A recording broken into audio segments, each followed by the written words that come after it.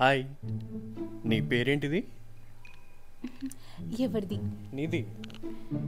ఎవరిది? అరే, నీ పేరేంటిది?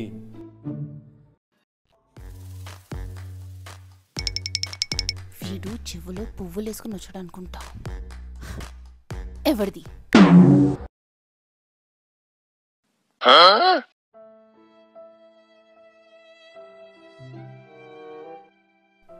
అమ్మా తల్లి, నీ పేరు ఏంటిది?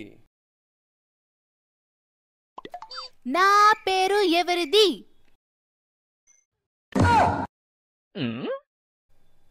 ఎవరిది?